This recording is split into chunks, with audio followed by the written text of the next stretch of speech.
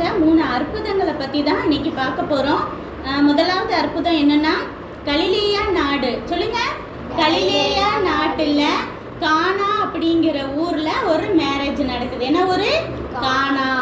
அதுக்கு ஏசப்பா மரியாளுக்கெல்லாம் இன்விடேஷன் கொடுத்ததுனால அந்த கல்யாணத்துக்கு போகிறாங்க. யார் யார்? ஏசப்பா, அவருடைய சீஷர்கள், மரியாள் எல்லாரும் போகிறாங்க. அப்போ போன இடத்துல வந்துட்டு பார்த்தா கிரேப் ஜூஸு தீர்ந்து போச்சு.